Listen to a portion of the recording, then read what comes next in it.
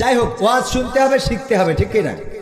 আমরা ওয়াজ শুনবো, শিখবো না, ওয়াজ করবো, মানবো না, তা হবে মাসুদ ভালো হয়ে যাও, ঠিক না? বে ঠিক। মাসুদদের ভালো হওয়ার দরকার আছে না নাই? খালি সমালোচনা, এই করে, ও ওই করে, ওই বলে, তাই বলে। আমার আল্লাহ, আমি আজকে যে আয়াত দুটো নিয়েছি এটা হুজুরদের জন্য। কাদের জন্য? হুজুরদের জন্য। আমি তো হুজুর না, আপনারা ভালো করে জানেন। আমার নিয়ে আলোচনা সমালোচনা আছে না নাই? আছে না নাই?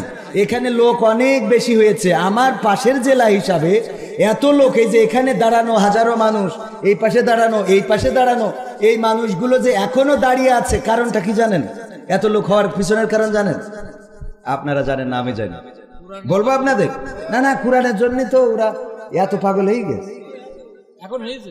ওগো আমার ভাইয়েরা, আল্লাহর নবী যখন মক্কায় দাওয়াতি কাজ শুরু করলেন, আবু জাহেল, আবু লাহাব হজের সময় প্রত্যেক তাবুতে যেয়ে বলল, দেখো খবরদার যাবা না, ওই জায়গায় যাবা না, ওই যে তাবুতে আছে মুহাম্মদ, আমাদের এলাকায় বাড়ি, সে নাকি নবী হয়েছে, সে ভুল বুঝায়, ও পাগল হয়ে গেছে, তার কাছে যাবা না, তার ওয়াজ শুনবা না, তার কথা শুনবা না, তার কথা কানে তুলবা না। প্রত্যেক তাবুতে যায় আর বলে, যায় আর বলে, যায় আর বলে। এই কথা যখন তাবুতে বলেছে, সবাই চিন্তা করলো হজ করতে এসেছি, সময় তো 1-1.5 মাস। কয় মাস? 1-1.5 মাস থাকা লাগে না? তো পাগলটারে একটু দেখে আসি। পাগল দেখার শখ মানুষের আছে না নাই? গ্রামে যদি পাগল ঢোকে দেখতে চাই না? ওই আবু জাহেল কেউ জানে না নবী মুহাম্মদ কোন তাবুতে কোরআন পড়ে, কোন তাবুতে বসে আছে, কেউ জানে না। আবু জাহেল, আবু লাহাব দায়িত্ব নিয়ে সব তাবুতে বলার পরে ওরা যখন আল্লাহর নবীর কাছে আসলো, আর যখন চেহারা দেখলো, তেলাওয়াত শুনলো, কোরআনের বাণী, কোরআনের তেলাওয়াতকারী আব্দুল বাসেত যদি তেলাওয়াত করে গো, মনটা ভরে যায়, কলিজাটা ভরে যায় না, যায় না? আমাদের দেশে এমন কারি আছে, তেলাওয়াত করলে প্রতিটা মানুষ চিল্লায় আল্লাহু আকবার বলে দাঁড়িয়ে যায়, ঠিক না বেঠে? এই তেলাওয়াত যদি কারীরা করলে এত সুন্দর লাগে গো। আমার নবী যার উপরে কোরআন নাজিল হয়েছে নিজে তেলাওয়াত করতেছে, তাহলে সেই তেলাওয়াতটা কেমন? সুবহানাল্লাহ। এই তেলাওয়াত যখন শুনলেন, তখন নিজের অজান্তেই সব তাবু থেকে তারা এসে আল্লাহর নবীকে দেখে কোরআন শুনে বলে দিলেন, লা ইলাহা ইল্লাল্লাহু মুহাম্মাদুর রাসূলুল্লাহ। সবাই একটু জিকির করেন, লা ইলাহা ইল্লাল্লাহ।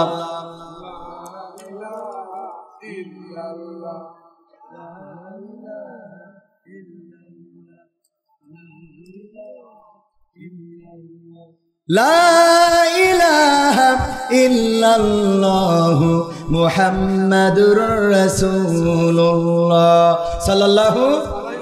যখন আল্লাহর নবীর মুখের বাণী শুনলেন, চেহারাটা দেখলেন, এত সুন্দর চেহারা কি কোনো পাগলের হতে পারে? এত সুন্দর বাণী কেউ কি মুখ থেকে, কোনো পাগলের মুখ থেকে কি এত সুন্দর বাণী বের হতে পারে? এই কথাগুলো যখন শুনলেন, কালেমা পড়ে মুসলমান হয়ে গেলেন। ওগো আমার ভাইয়েরা, আজকের জামানায়ও এমন আছে, আজহারীর বিরুদ্ধে বলার মতো আল্লাহর বান্দা আছে না নাই? মিজানুর রহমান আজহারী যখন কোরআন হাদিসের কথা বলা ধরলেন, বললেন যে দেখো, সে বিবি খাদিজাকে নিয়ে এমন মন্তব্য করেছে, অমুককে নিয়ে এমন মন্তব্য করেছে। এই কথাগুলো বলার কারণে আজহারী ভাইয়ের পরিচিতি বেড়েছে না কমেছে? আমির হামজা ভাইয়ের বিরুদ্ধে বলার মতো আল্লাহর ওলি আছে না নাই? আল্লামা সাঈদীর বিরুদ্ধে বলার মতো আল্লাহর ওলি আছে না নাই? আল্লাহর ওলিরা আল্লামাদের বিরুদ্ধে কথা বললো, কোরআনের পাখিদের বিরুদ্ধে কথা বললো, আর আল্লাহ রাব্বুল আলামিন সিদ্ধান্ত নিলেন, আল্লাহ রাব্বুল আলামিন তাদের জনপ্রিয়তাটা আকাশচুম্বী করে দিলে। এখানে এত লোক হওয়ার পিছনে প্রচারটা বেশি হয়েছে। একদল পক্ষে প্রচার করেছে, আর একদল বিপক্ষে প্রচার করেছে, আর দুই পক্ষেরই লোক এসে যখন জড়ো হয়েছে, তখন যুবকেরা আর বসতে দিতে পারে? কথা কি বোঝা গেছে? এই জন্য পক্ষে যারা বলে তাদের জন্য আমাদের একটা দোয়া, আর বিপক্ষে যারা বলে তাদের জন্য দোয়া দুইটা। সুবহানাল্লাহ। পক্ষে যারা বলে তাদের জন্য কয়টা দোয়া? জামাতে ইসলাম নিষিদ্ধ হয়েছিল কয় তারিখে? আর আওয়ামী লীগ দেশ ছেড়ে চলে গেল কয় তারিখে? বোঝা গেছে তো? দোয়া করবেন না কেন? যেই নিষিদ্ধ করলো সেই ওরা নিষিদ্ধ হয়ে গেল। এতদিন ঝুলাই রাখিল, এই জন্য কাজ হয়নি। কথা কি ভুল বললাম? ক্ষমতায় কেউ বলবো ক্ষমতায় কেউ স্থায়ী হয় না, হোক না সে হাসিনা কিবা রেহে না, সে আরটা চিরকাল থাকে না। ক্ষমতায় কেউ স্থায়ী হয় না, মুজিবুর বেশি দিন থাকেনি, জিয়াউর কেউ তো রাখেনি। মুজিবুর বেশি দিন থাকেনি, জিয়াউর কেউ তো রাখেনি। এরশাদ চলে গেছে পৃথিবী ছেড়ে, এরশাদ চলে গেছে পৃথিবী ছেড়ে, কেউ আজ তার কথা কয় না। ক্ষমতায় কেউ স্থায়ী হয় না, হাসিনা ক্ষমতা ধরে রাখতে আয়না ঘর বানিয়েছিল, জনগণের রোশানলে দাদার দেশে পালিয়ে গেল।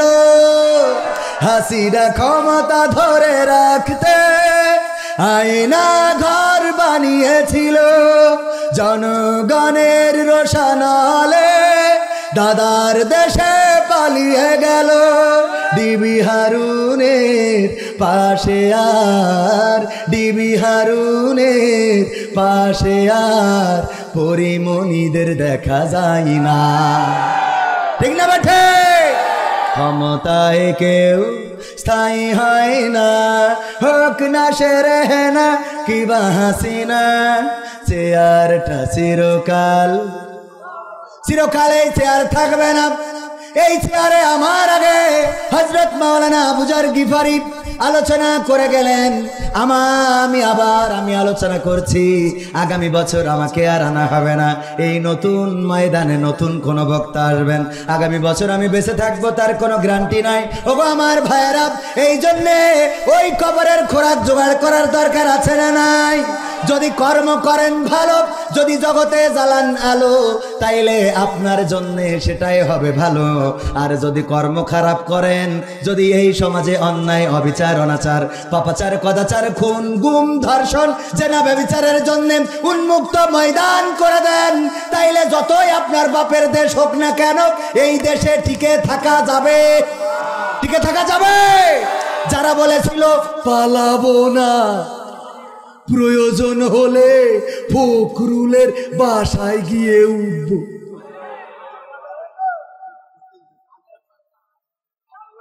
বলেছে না বলে নাই? কোথায় গেল মন্ত্রীরা সব, কোথায় গেল এমপিরা সব, কোথায় কাদের কাকা? তাদের ছাড়া দেশটা এখন লাগে ফাঁকা ফাঁকা। ঠিক না বেঠে? কোথায় গেল মন্ত্রীরা সব, কোথায় গেল এমপিরা সব, কোথায় কাদের কাকা? তাদের ছাড়া দেশটা এখন লাগে ফাঁকা ফাঁকা, ওদের ছাড়া দেশটা এখন লাগে ফাঁকা ফাঁকা। পালাবো না, পালাবে না, পালাবে না, যাই না তবু দেখা, পালাবে না, পালাবে না, যাই না তবু দেখা। তাদের ছাড়া দেশটা এখন লাগে ফাঁকা ফাঁকা, ওদের ছাড়া দেশটা এখন লাগে ফাঁকা ফাঁকা। আইন মন্ত্রী আটকে গেল আইনেরই ফাঁকে, দাড়ি ছাড়া দরবেশের ভণ্ড ভণ্ড লাগে। ঠিক না বেঠে? আইন মন্ত্রী আটকে গেল আইনেরই ফাঁকে, দাড়ি ছাড়া দরবেশের ভণ্ড ভণ্ড লাগে। শুনছি কত নেতা নেত্রী খাইতেছে ভাই ডান্ডা, বিচারপতি কালামানিকের ফাটিয়েছে আন্ডা। পলকের ঝলক গেল, পলকের ঝলক গেল থামিয়ে নেটের চাকা। তাদের ছাড়া দেশটা এখন লাগে ফাঁকা ফাঁকা, ওদের ছাড়া দেশটা এখন লাগে ফাঁকা ফাঁকা। কই গেল সেই সংসদেতে মমতাজের গান? ঠিক না বেটি? এইখানে আবার একটু ওয়াজ না করলি ভালো লাগবে না, করবো? ওগো আমার ভাইয়েরা, মনির খানের নাম জানেন কয়জন? মনির খান হাত তোলেন আর না তোলেন জানেন তো? মানে মনে করছে আবার কোন বিপদে ফেলে দিই, জ্বালা শেষ নেই। ওরে না, সবসময় কি বিপদে ফেলবো? মনির খানের নাম আমরা সবাই জানি না জানি না? এই মনির খানের নায়িকার নাম জানেন না জানেন না? নাম কি যুবকরা বলেন? হ্যাঁ, অঞ্জনা। কথা শুনলে না, চলে গেলে আর একজনের হাত ধরে, আমার তুমি হইলে না, তুমি আমার কথা কইলে না, তুমি কোথায় রইলে অঞ্জনা। অঞ্জনা গান আছে না নাই? প্রত্যেক ক্যাসেটে আছে না নাই? প্রত্যেক ক্যাসেটে অঞ্জনা অঞ্জনা অঞ্জনা বলে চিল্লায় কত গান গাইল, কত ভালোবাসা, কত মায়া, কত মহব্বত। এই যে ভালোবাসা, আমি বললাম মমতাজ আপনিও একজন শিল্পী আর মনির খানও একজন শিল্পী, আপনি হলেন শিল্পী নামের কলঙ্ক। আপনার মতো নেমোখারাম পাওয়া যায় না, আপনার মতো বেঈমান দেখা যায় না। কেন বেঈমান? যদি মমতাজ আমার কাছে জিজ্ঞাসা করে, আমি বলি আপা মনির খান সে যখন বিয়ে করে নাই, প্রেমিকা ছেড়ে চলে গেছে, তার নামে গান গেয়ে রেখেছে, জানে যে জীবনে একদিন বিয়ে করা লাগবে, আর বউ কিন্তু অঞ্জনার নামটা জানবে। আর এটা যদি জানে তাইলে ঘরের মধ্যে জ্বালা আছে না নাই? জ্বালা আছে না? জ্বালা আছে, তারপরেও জীবনের রিস্ক নিয়ে গান গেয়েছে। এখন জ্বালা শেষ নেই। যদি আমার সেই দিন দেখলাম যে আমাদের কন্যা হাফেজ দ্বিতীয় বিয়ে করেছে, এর জন্যই আল্লাহর ওলিরে মেরিয়ে ফেলেছে প্রথম বউ। বলেন সুবহানাল্লাহ। ও নাউজুবিল্লাহ, নাউজুবিল্লাহ না, এখানে মহিলারা বলছে সুবহানাল্লাহ। ভালো কাজ করি, এই দরকার। মহিলারা বলছে এই তো দরকার, এই তো যে তাও মেরে ফেলেছে এক ভালো। কয়দিন আগে দেখলাম যে মেশিনটাই কেটে নিয়েছে। এটা তো আর এক সমস্যা হচ্ছে এই পাশে, এটা আরো খারাপ না? বেকায়দা অবস্থা, বেঁচে আছে কিন্তু ধুক ধুক করতেছে। বাঁচবা কিন্তু ধুক ধুক করবা, ঠিক না বেঠে? ওগো আমার ভাইয়েরা, দেখেন কত বড় রিস্ক। যদি আর একটা বিয়ে করে জীবনটা যাইতে পারে না, পারে না। জীবন গেলে তো তাও মরে গেলেন, বেঁচে গেলেন, কিন্তু যদি কোনোভাবে মেশিনটা চলে যায় তাইলে সারাটা জীবন বেকায়দা অবস্থা। ভাইরা আমার, এই অবস্থার রিস্ক নিয়েও মনির খান গান গেয়েছে। কার? অঞ্জনার। গেয়েছে না গায় নাই? আমার সভাপতি বলছে, তা আপনারা করছেন না কেন? সভাপতি বলছে অঞ্জনার গান গেয়েছে। দেখেন এই অঞ্জনার গান গাইলো, আর মমতাজ সংসদে বঙ্গবন্ধুর নামে গান, শেখ হাসিনার নামে গান, এত গান শুনাইলো। সংসদের মধ্যে কত গান গাইলো গো। আর যখন সংসদ ধরে সবাই চলে গেল রে, আমার মমতাজ আপা আমার নেত্রীরে নিয়ে একটা গান শুনাইলো না। বলেন এর মতো নেমোখারাম কি আর আছি? আমি বললাম আপা গান যদি শিখা লাগে আমি শিখাই দিই, আপনি গাবেন। ও আমার সোনার ময়না পাখি, কোন বাদোষে দাদার দেশে গো, আমরা এই দেশে কেমনে থাকি রে, আমার সোনার ময়না পাখি। ঠিক না বেঠে? এই গান গাইলো না তাহলে নেমোখারাম নাকি? বেঈমান। সত্যি বললাম না মিথ্যা? সত্যি না মিথ্যা? বেঈমান যদি না হইতে, যেই সরকারের খাইলে 15টা বছর খাওয়ালো, সয়াবিন তেলের বোতলগুলো খাটের নিচেই, টাকার বান্ডিলগুলো সুইজারল্যান্ডে, বাড়ি করেছো লন্ডনে, জমি কিনেছো আমেরিকায়, ডাক্তার দেখাইতে যাও সিঙ্গাপুরে, আর পিকনিক করার জন্য যাও থাইল্যান্ডে। এত আরাম যেই নেত্রী দিল 15টা বছর ধরে, সেই নেত্রী যখন চলে গেল গো, তখন আমার এই নেতাদের আর একজনেরও খুঁজে পেলাম না। এদের মতো জাহেল, এদের মতো নেমোখারাম একজনও আছে নাকি? আছে? অন্তত একজন তো রাস্তায় দাঁড়াই বলবি আমরা আসি, দেখা হবে, বলার দরকার আছে না নাই? কোথায় গেল সংসদেতে মমতাজের গান? কোথায় গেল হযরত বলা স্বামী ওসমান? খেলা হবে, খেলা হবে, আসো খেলো। তোমাদের মা, তোমাদের বাপ, তোমাদের 14 গোষ্ঠী রেটে গিয়ে আসো, আসো খেলা হবে। ঠিক না বেঠে? এই লোকটাও বুরকা পরে পালাইছে না পালাই নাই? খেলা হবে, মাঠ ছাড়বে না। তারা বলেছে যে আমরা যদি রাজপথে দাঁড়াই বানের পানির মতো ভেসে যাবে। তাদের সাথে ছিল পুলিশ, তাদের সাথে ছিল বিজিবি, বিডিআর, তাদের সাথে ছিল আর্মি, এনএসআই, বিএসএফ, তাদের সাথে ছিল ডিজিএফআই, ডিবি, র্যাব, সব ধরনের এবং অত্যাধুনিক অস্ত্র। আমার ইসরায়েল থেকেও মেশিন আনিল না, আনে নাই? এত মেশিন এত কিছু থাকার পরেও আমার ছাত্ররা কিছুই নিয়ে দাঁড়ায় নাই, রাজপথে দাঁড়িয়েছে শূন্য হাতে। তাদের হাতে ছিল পানির বোতল, তাদের হাতে ছিল লেক্সাস বিস্কিট, এক মুঠে একটু বিস্কিট খায়, একটু পানি খায়, আর রাজপথে স্লোগান দেয়। এই স্লোগানে আল্লাহ রব্বুল আলামিন পরাজয় এনে দিয়েছে, না দেয় নাই? পরাজয় কেন দিলেন? কারণ জালিমের জুলুম যখন মাত্রা অতিরিক্ত হয়ে যায় তখন সাহায্য আসে কার? চিল্লাই বলেন, সাহায্য আসে কার? দেখবেন এই গ্রামের সবচেয়ে বাড়াবাড়ি যে করে, সবচেয়ে অত্যাচার নির্যাতন যে করেছে, মানুষের সাথে অন্যায় আচরণ করেছে, ঘুষ খেয়েছে, সুদ খেয়েছে, কাউকে 1 টাকা কর্জে হাসানা তো দেয় নাই, বরং মানুষের কি করে জুলুম করা যায় সুদের টাকা পরিশোধ করতে পারে নাই বলে গরু ধরে নিয়ে এসেছে, এমন নির্যাতন করেছে, হয় তার ক্যান্সার হয়েছে, নাই ছেলের ক্যান্সার হয়েছে। হয় না? হয় না? অ্যাক্সিডেন্ট করে মারা যায়, পা ভেঙে হাসপাতালে, হঠাৎ করে শুনতে হলো যে স্ট্রোক করেছে, নিয়ে যেতে হবে থাইল্যান্ডে, না হইলে বাঁচবে না। কারণ যখন জুলুমের সীমা মাত্রা অতিরিক্ত হয়ে যায় তখন সাহায্য আসে কার? প্রমাণ কি দেব? আব্রাহা কাবা ঘর ভাঙার জন্য বাহিনী নিয়ে এসেছিলেন, সেই বাহিনীর নাম কি? হস্তি বাহিনী। এই বাহিনী নিয়ে এসে কাবার রক্ষণাবেক্ষণ করে আব্দুল মুত্তালিব, নবীজির দাদা। তখন রাসূল সাল্লাল্লাহু আলাইহি সাল্লাম পৃথিবীতে আসে নাই, আর মাত্র 50 দিন বাকি। কয়দিন? 50 দিন পরে তখন আল্লাহর নবী বিশ্বনবী মা আমিনার গর্ভে রয়েছেন, 50 দিন পরে পৃথিবীতে আসবেন। সেই সময় আব্রাহা একটা গির্জা বানালো, ওই গির্জায় সবাইকে বলল যে এখানে এসে তোমরা সবাই হজ করবা। কিন্তু যখন কেউ ওই গির্জায় হজ করতে গেল না, বরং কিছু লোক আবার এই কাবা ঘরকে ভালোবাসে, ও আলাদা গির্জা বানানোর কারণে সেখানে যে পায়খানা করে রেখে আসলো। এই পায়খানা করার কারণে আব্রাহার রাগ আরো বেড়ে গেল।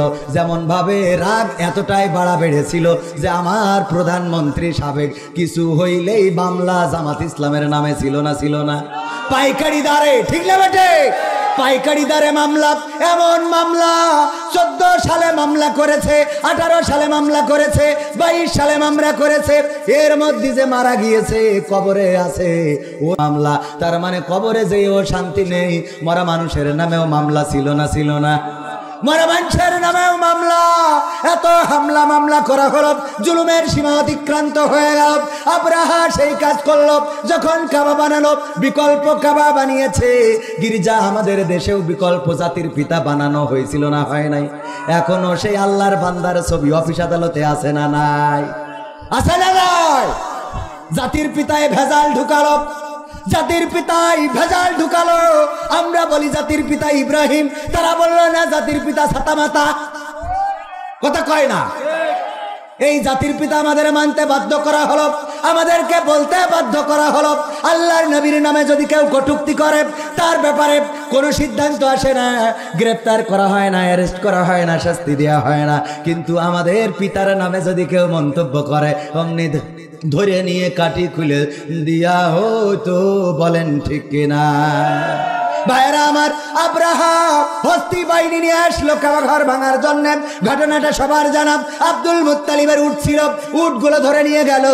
আব্দুল মুত্তালিবের উট ধরে নিয়েছে, এই খবর পেয়ে নবীজির দাদা চলে আসলেন। এসে বললেন, তোমাদের আব্রাহার তাবুটা কোনটা? ওই দেখাই দিল, ওই যে ওইটা আব্রাহার তাবু। গেল সে আব্রাহার তাবুতে, যে বলল, আব্রাহা তোমার সৈন্য আমার উট ধরে এনেছে। বলল, হ্যাঁ ধরে এনেছে।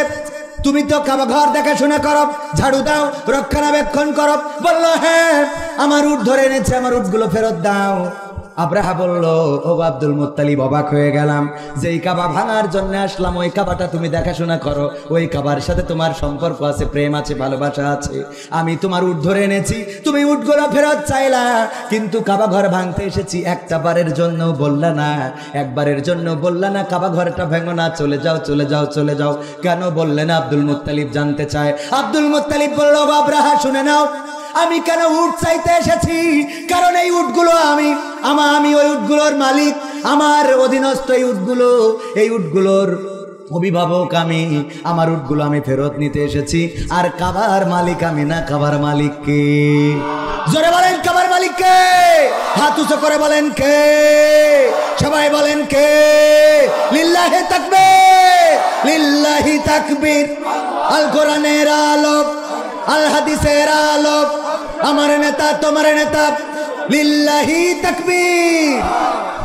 আব্দুল মুত্তালিব বললেন, ওগো আব্রাহা, তুমি কি জানো না আমি আমার উটের মালিক, এই জন্য উটগুলো ছাড়াতে এসেছি। আমার উটগুলোকে তুমি ধরে এনেছো, আমি সেটা ছাড়াতে এসেছি। আমি এই উটের মালিক, আর কাবার মালিক আমি না, কাবার মালিক হলেন আল্লাহ। আমি যেমন আমার উটগুলো ফেরত নিয়ে গেলাম, আল্লাহর যদি দরকার হয় তোমার থেকে কাবাটাও ফেরত নিয়ে নেবে। সুবহানাল্লাহ। আল্লাহর নবী তখনও পৃথিবীতে আসে নাই, নবীজির দাদা এই কথা বললেন। আর ওই কাবা ভাঙার জন্য আব্রাহা আসলো, কোনো সৈন্য নাই, বাহিনী নাই। আব্দুল মুত্তালিব শুধুমাত্র নিরস্ত্র, হাতে কিছু নাই, কামান নাই, বুলেট নাই, বোমা নাই, হাতি নাই, ঘোড়া নাই, ভেড়া নাই। কাবা ঘরের দরজায় যে দুটি হাত লাগালেন আর বললেন, ওগো কাবার মালিক, আজকে জুলুমের সীমা অতিক্রান্ত করেছে, আর আমাদের কোনো রাস্তা নাই, আর আমাদের যাওয়ার কোনো জায়গা নাই, আর আমাদের প্রতিবাদের কোনো অবস্থা নাই। ওগো কাবার মালিক, তোমার কাবা ঘর তোমার জন্যই রেখে গেলাম, তোমার যদি প্রয়োজন হয় আল্লাহ তুমি তোমার কাবা ঘরটা রক্ষা করো। এই কথা বলে কাবার দরজায় দুটি হাত দিয়ে ফরিয়াদ করে আব্দুল মুত্তালিব চলে গেলেন। আর কাবা ঘর রক্ষা করার দায়িত্ব নিয়েছিলেন কি? নিয়েছিলেন কে? আজকের জামানায় যদি জুলুম করেন, এত জুলুম করে একটা সংসদ ধরে সব চলে গেল, এমপি চলে গেল, মন্ত্রী চলে গেল, চেয়ারম্যান চলে গেল, স্থানীয় যারা বড় বড় বাগা বাগা নেতা ছিল অনেকেই তো নায়ক ছিল, এখন আবার নতুন করে সমন্বয়ক। এখন কি নায়ক হয়েছে না হয় নাই? সমন্বয়ক। সারাটা জীবন আমাদের কাঠি করলো, সারাটা জীবন আমাদের মারলো ধরলো, আবার এখন বলে রাজপথে সামনের কাতারে ছিলাম। আরে বাবা, আল্লাহর ওলি আছে না নাই? এই অবস্থা যারা করেছ তোমাদেরকে বলতে চাই, এখনো যারা তাদের পক্ষে কথা বলো, এই পতনের পরেও যদি তোমাদের হেদায়েত নসিবে না হয়, তাইলে তোমাদের হেদায়েত আর কপালে, কপালে আছে, কপালে আছে। কই গেল সেই সংসদেতে মমতাজের গান, কোথায় গেল হযরত বলা শামীম ওসমান, ইনু মেনন দীপু মনি আছে কারাগারে, পাপ করিলেও পাপ কখনো ছাড়ে কি আর তারে।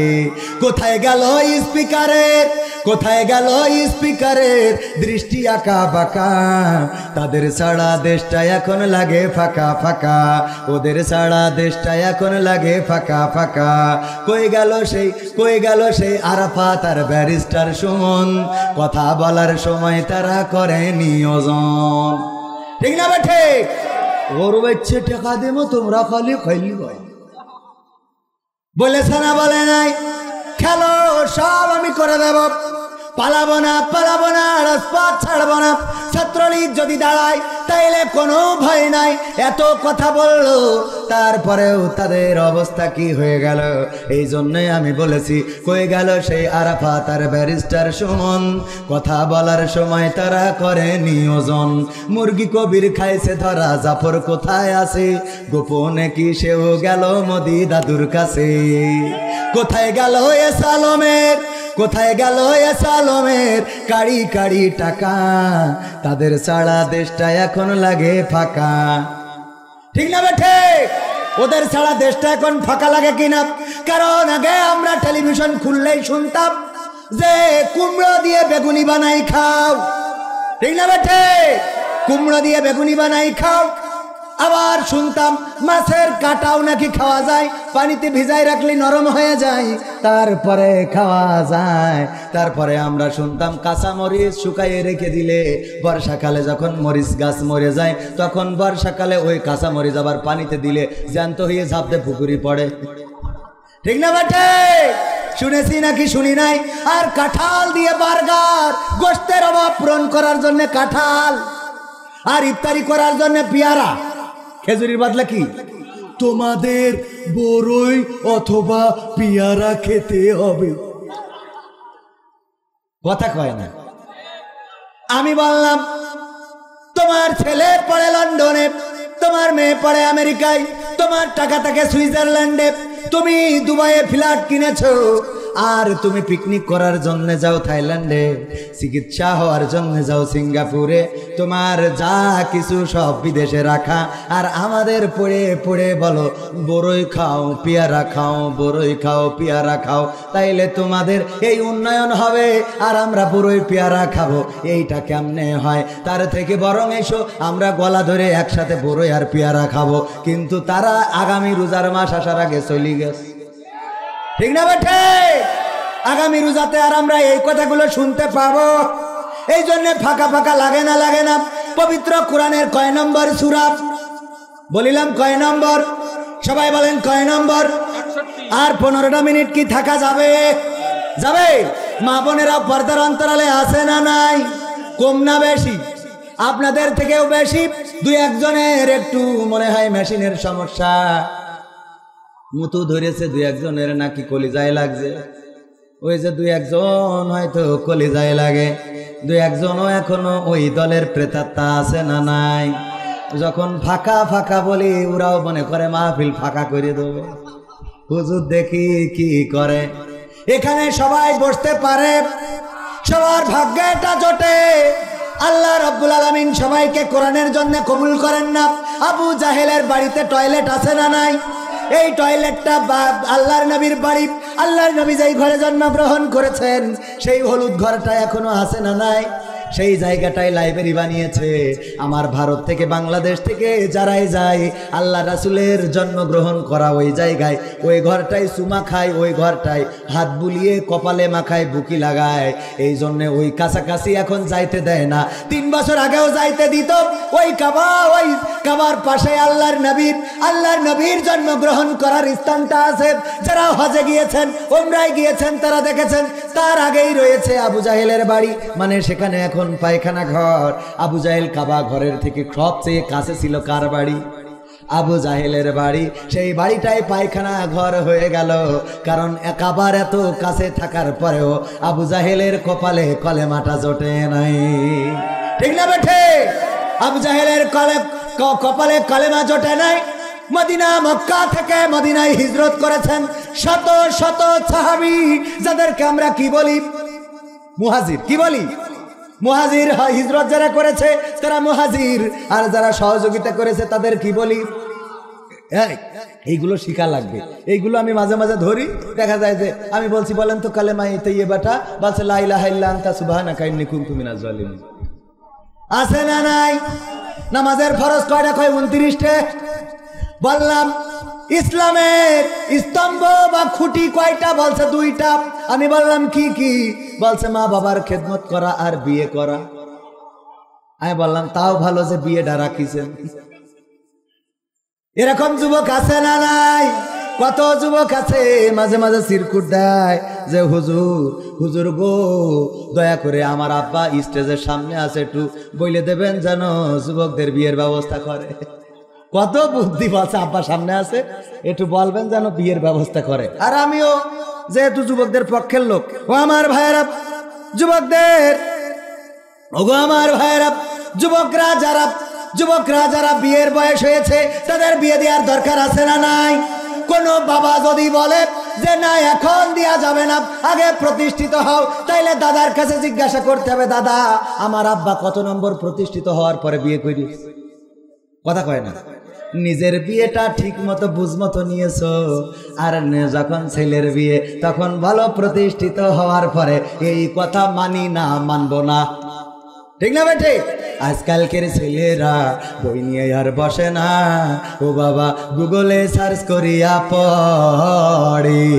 ওরে একালের মেয়েরা কোরআন হাদিস ধরে না, এখনকার মা বোনেরা এই আল কোরআন পড়ে না। ও আল্লাহ, টিকটকে ভিডিও ওরা করে না।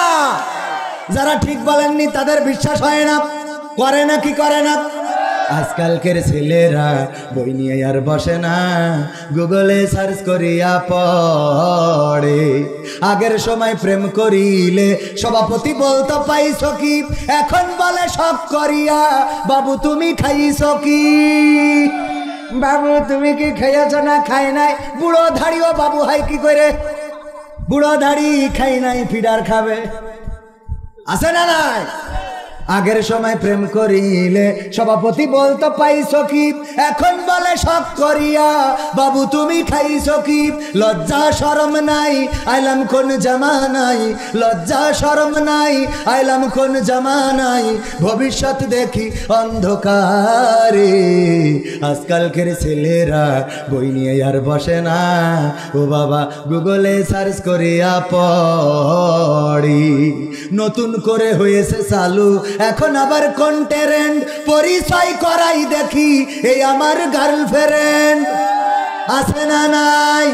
ওই যে আপনার ঝিনাইদহ তামান্না পার্ক, আরো অনেক পার্ক আছে, ওই পার্কে যদি কোনো বন্ধুর সাথে দেখা হয়, ঝিনাইদহ পড়তে গিয়েছে অনেক দিন থেকে দেখা হয় না, এই গ্রাম থেকে বন্ধু গেছে, দেখে পাশে একজনের বগলদা ভাই নিয়ে বসে আছে, বলছে দোস্ত বিয়ে করলি কবে, তুই তো বললি নে। ভাবি কেমন আছেন, সালাম আলাইকুম, ওকে সালাম তো এরকম। ভাবি কেমন আছেন, কারে কারে ভাবি দেখতেছিস, কয় তাইলে কিডাপ, পরিচয় করাই দিলে এই আমার গার্লফ্রেন্ড। মানে এখনো বিয়ে করিনি। আল্লাহর ওলি আছে না নাই? নতুন করে হয়েছে চালু এখন আবার কন্টেন্ট, পরিচয় করাই দেখি এই আমার বয়ফ্রেন্ড। উরা উরা উরা কারা, ওদেরও আছে না নাই? বাড়ি নিয়ে চলে আসে, মা বলে এই কার নিয়ে আইছিস, এ ছেলে কিডা? আম্মা আমার boyfriend, my boyfriend, you know understand. আচ্ছা আগে তো বলবি না, আমি একটু কালীগঞ্জ থেকে কিছু ফলমাল কিনে তো। আব্বা ভালো আছো? ওরে আব্বা, ও আবার এখানতে আপেল আঙুর সিটে রুটি খেয়ে যাইতে গল্প দেয়, আমার শাশুড়ি সেই। আবার বিয়ের সময় এসে সভাপতির বলে একটা হাফেজা পাত্রী দেখি দেবে, শয়তান কোথায়। সারাদিন খেয়ে আসলি এক শাশুড়ির, এখন আবার হাফেজা খোঁজে। পাকামো আছে না? হ্যাঁ, ওরে বাবা, আছে মানে কি, শত শত নিয়ে ঘুরে বেড়াচ্ছে। আর বিয়ের রাতি মনে করে যে এটা বিয়ে করেছি, মনে হয় ওরে বাবা এক নম্বর। ও জিজ্ঞেস করে যে তুমি কারোর সাথে, তা কয় না না না, কি বলছো, আমার ভাই তার মেরি ফেলছে একেবারে। তা বলছে তুমিও যেমন আমিও তেমন। মেয়ে বলছে তা বুঝা হয়ে গেছে তুমি 12টা।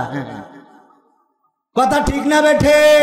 তুমি যেই কাজ করো, তুমি যদি মনে করো না তোমার ঘরে আল্লাহর ওলি এসেছে, না আসে নাই, তাপসী রাবে আসবে না, তুমি যেই কাজ করো তোমার ঘরে এসে যেইটা আসবে সেটাও সেই কাজ করি তারপর আসবে।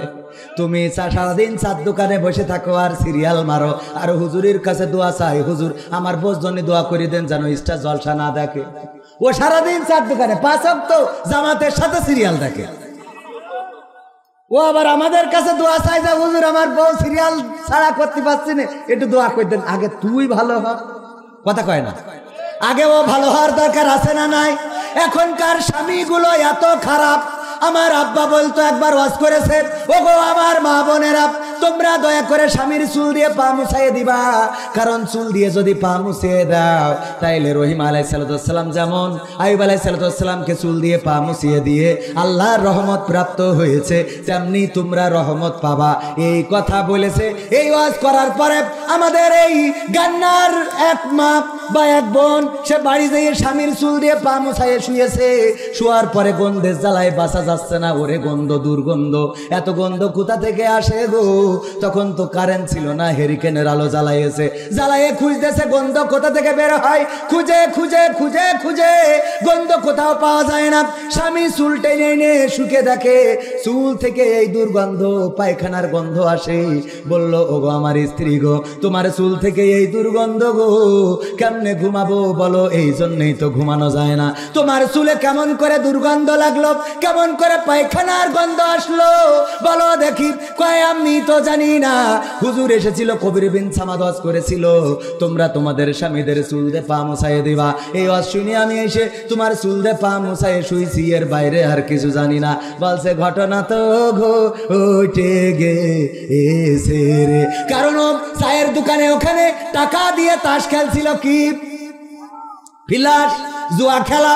এই জুয়া খেলতেছে রুইতন, টিক্কা, হরতন, তারপরে আরো কি কি আছে, এইগুলো মারতেছে। হঠাৎ করে আর্মির একটা গাড়ি ঢুকেছে, বুঝে ফেলাইছে আর্মি যদি ধরে তাহলে গান না গাওয়ায় ছাড়বে না, ঠিক না বেটে? আর্মি যদি ধরে গান না গাওয়ায় ছাড়বে। সুতরাং গান গাওয়ার আগে বিদায় নিতে হবে। এই কারণে তাড়াতাড়ি করে দিয়েছে দৌড়, জুতো পাই দেওয়ার টাইম পাইনি। এই যে বাঁশবাগানের নিচে কিডা ঝাড়িয়ে থুয়েছে, চটকায় যে শুয়ে রয়েছে। আর আমার ওই বোন ওই দিন মুসাইছে রে। পরের দিন যখন হুজুর বাড়িতে যাচ্ছে, আমার আব্বাকে ডেকে বলছে, মা বোনেরা ওগো হুজুর শোনেন, ওয়াজ করলেন স্বামীর চুল দিয়ে পা মুছাই দেবেন। খুব ভালো কথা, আমাদের চুল দিয়ে পা মুছাইতে কোনো অসুবিধা নাই, কিন্তু একটু দয়া করে বলবেন স্বামীরা যেন টিউবওয়েলেতে পাটা ধুয়ে তারপরে শোয়। টিউবওয়েলেতে যেন পাটা ধুয়ে তারপরে শোয়। শয়তান আছে না নাই? এখনকার সময় কোন মেয়ে যদি বয়ফ্রেন্ড নিয়ে আসে, মা গর্বিত হয়, মা গর্ববোধ করে, ওগো আমার বাপ, ওগো আমার বাপ, ওগো আমার বাপ। এই গর্ববোধ করার কোনো অর্থ হয় না, নিরর্থক। বরং আপনার মেয়েটা যে বেগানা পুরুষটা নিয়ে আসলো, এই বেগানা পুরুষের সাথে যদি মেলামেশা করে, অন্যায় করে, অপকর্ম করে, তার সওয়াব আপনি আমল নামায় পাবেন। সওয়াব পাবে? কি পাবে? গুনাহ পাবে না? পাবে না। আর আমার যুবকেরা নিষ্পাপ, এই ছোট ছোট যুবকগুলো, তরুণ কিশোর উঠতি বয়সী, এরা জীবনে প্রেম কি জিনিস বোঝে না, ভালোবাসা কি জিনিস বোঝে না। আর এই মেয়েরা তাদেরকে ফুসলাইয়ে ফাসলাইয়ে নিয়ে যায় পার্কে, নিয়ে যায় গদখালিতে ফুল বাগানে, লাইলাতুল ফেব্রুয়ারিতে 3 পিস চাই, এইগুলো করে করে যুবকদেরকে নষ্ট করেছে। তারপরে যখন এই যুবক বিয়ে করে না, কাউন্সিলে যেয়ে বলে 7 বছর ধরে আমার ধর্ষণ করছে, দেয় মামলা। আমি বলি ধর্ষণ ও করিস না, তুই করেছিস? কথা কয় না। তুমি 7 বছর ধরে ধর্ষণ করে, এটা আমাকে মানা যায়? এটা কি মানা যায়? 7 বছর ধরে কি করে হবে ধর্ষণ? বলি একবার হবে, জোর জোর করি, যেটা সমস্যা সেটা তো ধর্ষণ না। কি হবে? তুমি 7 বছর ধরে, এই আমার হাফেজিখানার ছাত্ররা উঠে যাচ্ছে, কারণ ওদের যে আবার কোরআন পড়তে হবে, ঠিক কিনা? এই জন্য ওদেরকে একটু যাইতে দিতে হবে। ওরাও এই ছোট ছোট মানুষগুলো, তাদের আবার শেষ রাতে উঠতে হয়। এই জন্য মাহফিল যত শর্টকাটে করা যায় তত ভালো, ঠিক না বে ঠিক? আর একটু সময় কি থাকা যাবে? মা বোনদের জন্য একটু কথা বলার দরকার আছে, কিন্তু তার আগে যেই 2টা আয়াত নিয়ে আলোচনা করতে চেয়েছি, পবিত্র কোরআনের 61 নম্বর সূরার 2 নম্বর আয়াতে আল্লাহ বললেন, ইয়া আইয়ুহাল্লাযীনা আমানু লিমা তাকুলুনা মা লা তাফআলুন। ওগো ঈমানদারেরা, বিশ্বাসীগণ, তোমরা শোনো, তোমরা দয়া করে এমন কোনো কথা বলো না যা তোমরা কাজে পরিণত করো না। কথাটা কার? এই একটা আয়াতে আসি। এই সূরাটা নাজিল হয়েছে উহুদের যুদ্ধের পরে।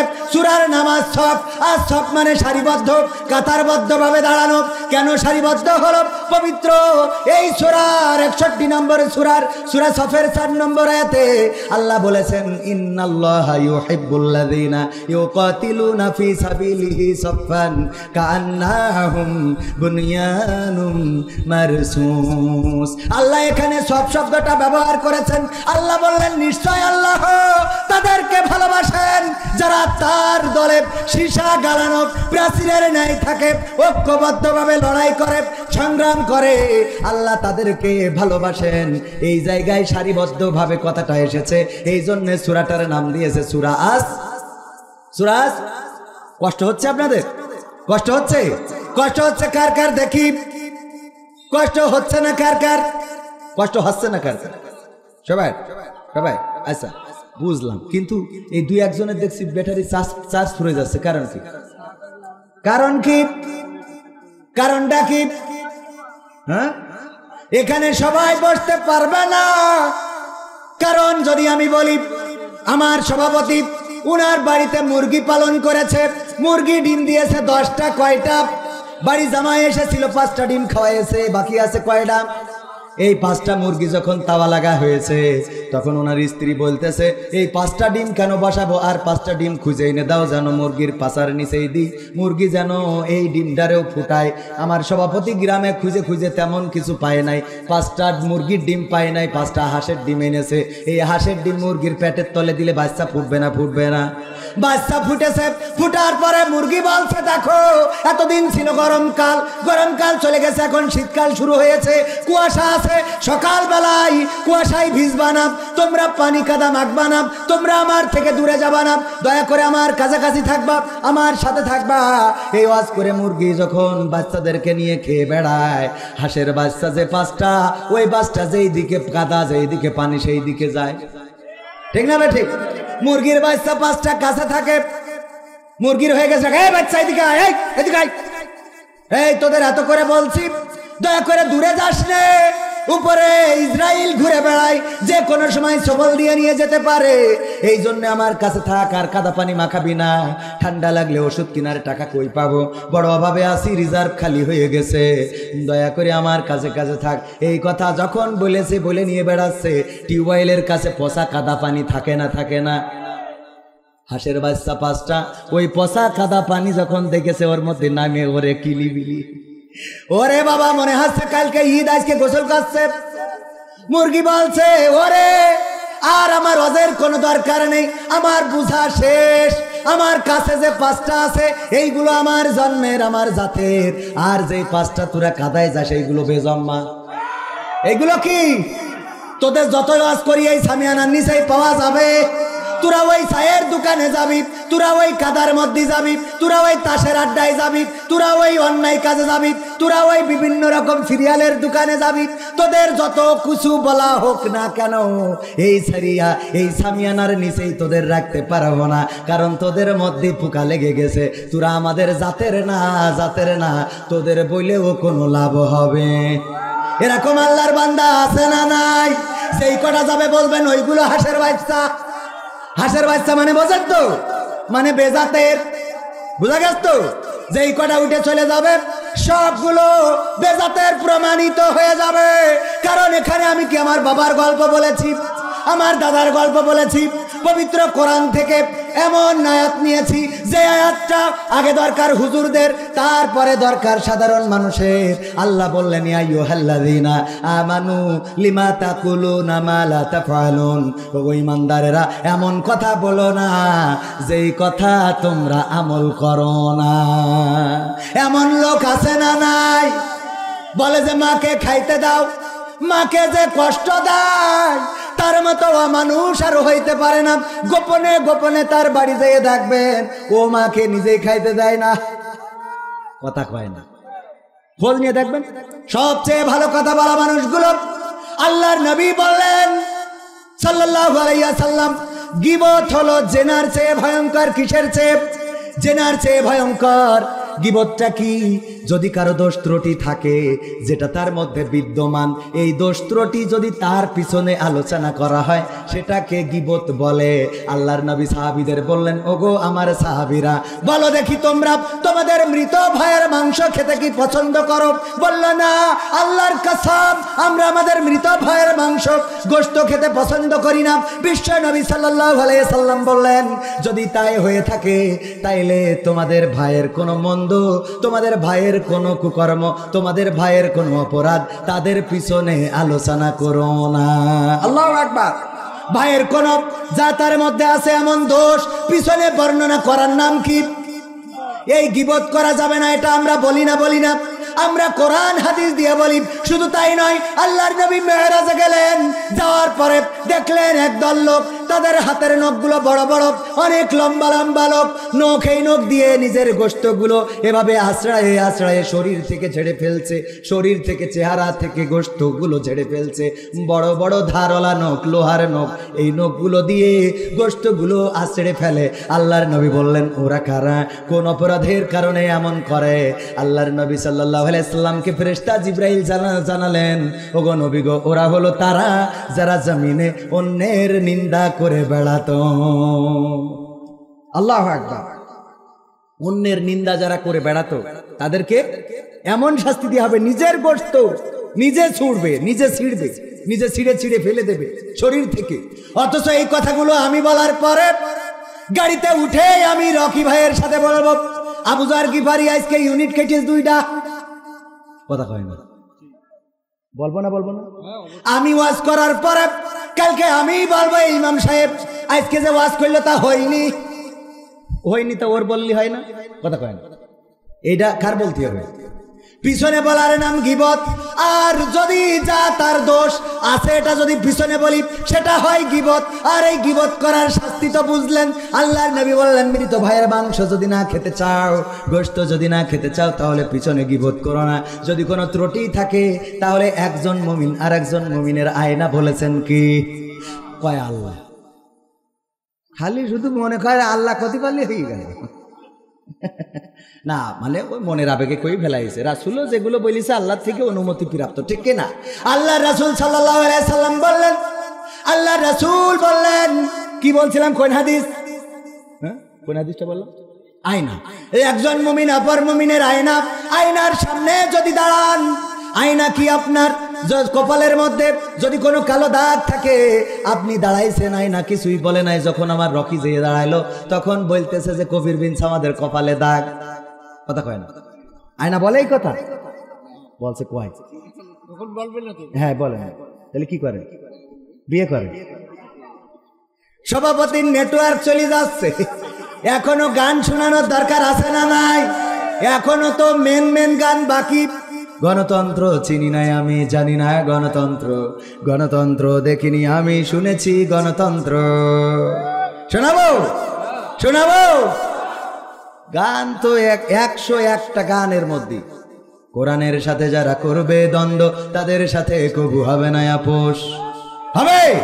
কোরআনের সাথে যারা করবে দ্বন্দ্ব, তাদের সাথে কবু হবে না আপোষ। কোরআনের সাথে যারা করবে দ্বন্দ্ব, তাদের সাথে কবু হবে না আপোষ। জেল জুলুম হলেও হবে, জেল জুলুম হলেও হবে, বিবেকের কাছে তবু রব নির্দোষ। আমার রবের কাছে রব নির্দোষ, মহান প্রভুর কাছে রব নির্দোষ। কোরআনের সাথে যারা করবে দ্বন্দ্ব, তাদের সাথে কবু হবে না। কোরআনের কথা যারা বলে যায় আজ, তাদের দমাতে কত ফন্দি, কাউকে ধরে নিয়ে দিয়েছে ফাঁসি, কাউকে রেখেছিল বন্দি। কোরআনের কথা যারা বলে যায় আজ, তাদের দমাতে কত ফন্দি, কাউকে ধরে নিয়ে দিয়েছে ফাঁসি, কাউকে রেখেছিল বন্দি। হক কথা বললেই জ্বলে যায় গাব, কোরআনের কথা সইতে পারে না। হক কথা বললেই জ্বলে যায় গাব, কোরআনের কথা সইতে পারে না। জানি না তাদের আমাদের পরে কেন এত আক্রোশ, আছে না না?